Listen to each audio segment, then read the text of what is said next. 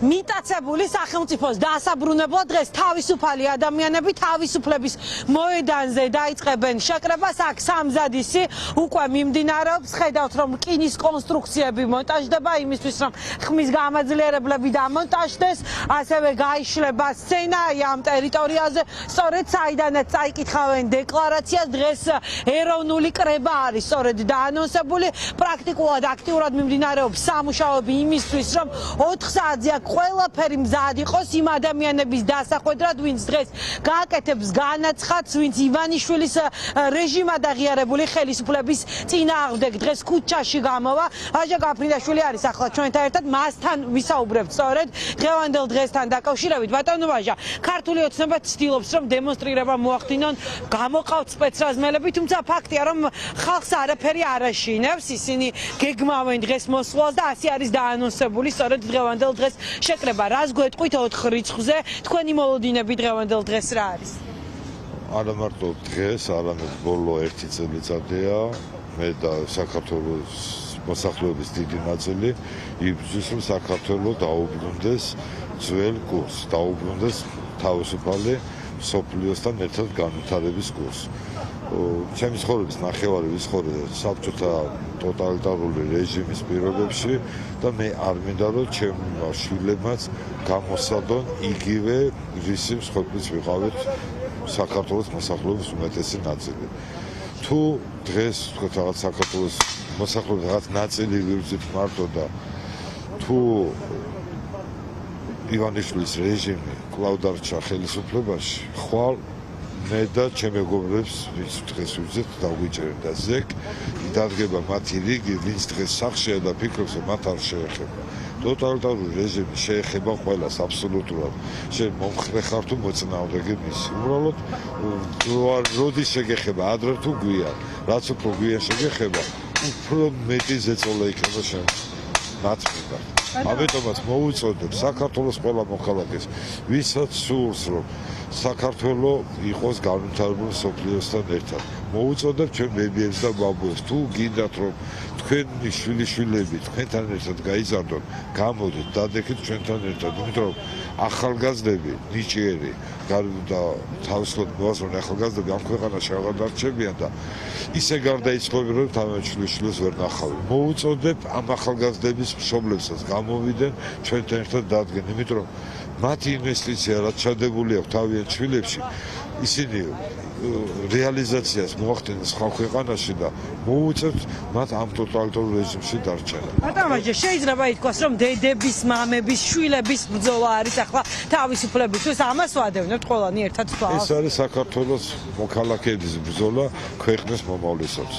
უნდა ვიბრძოლოთ ქვეყნის მომავლისთვის და არა ერთი პარტიის ან ერთი ადამიანის კეთილდღეობისათვის. უინსტონ ჩერჩილს აქვს ნათქვამი, თუ ადამიანს შეუყვარდა მთავრობა, სასწრაფოდ მოიყვანეთ ფსიქიატრს.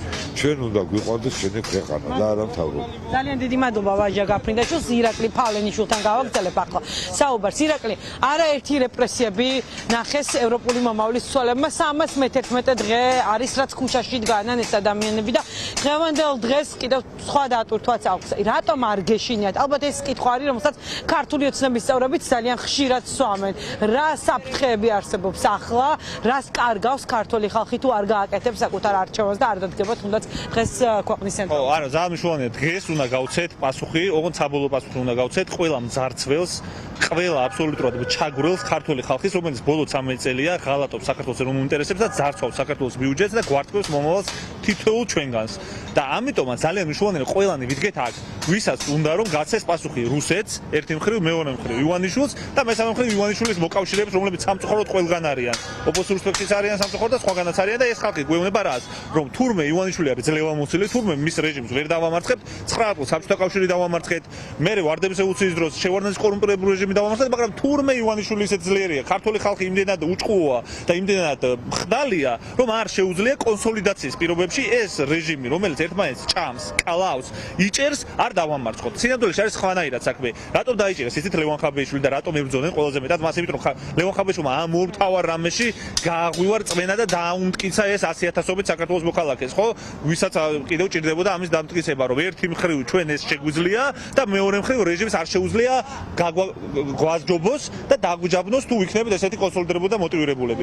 დღეს კობახიძის განცხადებები გვესმოდა ჩვენ რომ აი რა მოხდა თუნდაც ბევრი ადამიანი რომ იდგეს მე რა იდგებიან და ჩვენ წავალთ და ჩვენ ვიხსენებდით 2012 წელს ბიძინა ივანიშვილის მიერ გაკეთებულ განცხადებას რომ არაფერი არ არის საჭირო არც არჩევნები არაფერი თუ აი ამდენი ხალხი დადგება ეს ხალხი აერჩევს ხელისუფლებას სწორედ თქვენ რას გვეტყვით ამ ყველაფერს ხო ივანიშვილმა დაანონსა ფაქტობრივად 2012 წელს ეს ყველაფერი ოღონდ ივანიშვილს ამიტომ მოუწია ამის თქმა რომ ეს სინამდვილეში საერთაშორისო სამართლით გარანტირებული უფლება გახლავთ როცა მოსახლეობის უმრავლესობის ნება არის მკაფიო და მტკიცე მილოშევიჩის რეჟიმი ჩამოშლილია ძალიან დიდი ბოდიში მაგრამ ეხა ივანიშვილი გასაგებია რომ ცივსისხლიანია გასაგებია რომ არის ბრუტალური ქმედებებით გამორჩეული მათ შორის მაგრამ ეხა მილოშევიჩის ცივსისხლიანი ნამდვილად ვერ არის მაგრამ მილოშევიჩის რეჟიმი ჩამოშალეს სერბებმა როცა დაადგნენ იმდენი რამდენიც არ მდგარან არასოდეს ბელგრადის ქუჩებში და როდესაც რეჟიმი იყო ჩამოშლილი ეს არის ორი მთავარი რამ და თუ ჩვენ ეხა არ ვიმოქმედეთ რეჟიმი განმტკიცდება ვერტიკალს გაასწორებს ყველა ციხეში გაგვიშვებს როგორც ჩათირიშვილმა დაანონსა ყველა თავისუფალ კრიტიკულად მოძრაობენ ადამიანს მე თქვენ აი ნებისმიერ გაგვაგდებს აქედან და დატოვებს უცხოტომელებს და დატოვებს აი ტენდერშიკებს და ქოცებს. ეხა ერთ კიდევ მარტო რაღაცას ვიტყვი. ვისაც გსურს რომ რეზო კიკრაძეს, ლევან ხაბეიშვილის და არ ვიცი უამრავი ადამიანი შემიძლია ჩამოთვალო რომლებიც ამ ბრძოლაში ჯანმრთელობით, სიცოცხლით და თავისუფლებით არიან შემოსულები. რა გაქვს ამ ბიჭებისთვის სათქმელი სინდისის პატიმრებისთვის რომლებიც დარწმუნებული ვარ გაფართოებული თვალებით უყურებენ ახლა ტელეეკრანებს და ადევნებენ თვალს როგორ ვითარდება პროცესები ხო? იმიტომ რომ მე ვიცი რომ მათ წმენა გამოაჩინეს რომელმაც ეს ბრძოლა აქამდე მიიყვანა და მათ აქვთ ერთი მარტივი რწმენა. ისინი ენდნენ ქართულ ხალხს. მათ თავის ჯანმრთელობა და სიცოცხლე და თავისუფლება გაწერეს, იმიტომ რომ ჯერათ ქართული ხალხის და ქართული ხალხი თქვენი მიდებს არ გააცრუებს და დღეს მშვიდობიანად დიახაც გაუშვებს სახში ივანიშვილის ბანდას. გჯეროდეთ რომ თითოეული ჩვენი ბოლომდე ვიბრძოლებთ თქვენთვის. მადლობა ძალიან დიდი. ხედავთ რომ სამუშაოები აქტიურად მიმდინარეობს ქვეყნის ერთ-ერთ ცენტრალურ მოედანზე, თავისუფლების მოედანზე ვიყოფებით. ახლა პირდაპირ ეთერში ვართ, ხედავთ სამუშაოებს, რომელიც აქტიურად მიმდინარეობს და გაგრძელდება როგორც ვიცით კიდევ რამდენიმე სცენის მონტაჟი უნდა დაიწყოს პარალელურად რას გვეტყვით ამ სამზადისთან დაკავშირებით თქვენ როგორი მოლოდინები ხართ დღეს აი მთელი 311 დღის განმავლობაში ცივილური სამყარო გაუტეხელ თავისუფლებისთვის მებრძოლ ადამიანებს გეძახდათ ყველა იმ ადამიანს ვინც ქუჩაში იდექით რას აჩვენებს დღეს ეს გაუტეხელი ქართველი საზოგადოება მთელს მსოფლიოს ნანუკა მინდა გითხრათ რომ 28 ნოემბერს დაწყებული რევოლუციის დასკვნითი დღეა დღეს და როგორც არასდროს დღეს წამს და მჯერა რომ ჩვენ დავასრულებთ ამ რეჟიმს მშვიდობიანად, ოღონდ მშვიდობიანი რევოლუციით დავამხობთ. ეს არის მთავარი ხაზი. რაც შეეხება მთელ პათოს დღევანდელი დღის, ერთადერთი მთავარი მოთხოვნა რაც არის გამოვიდეს დიდი და პატარა. ბებია, ბაბუა, შვილი და შემდეგ. ჩვენი შვილებით აპირებენ აქ მოსვლას ადამიანები, დედათ მშვიდობიანი აქცია შეკრება არის. დიახ, ჩემი ოჯახიც შვილთან ერთად და ჩემს ირგვლივ ვისაც ვიცნობ, ყველა მოდის ოჯახით შვილებით მოდიან.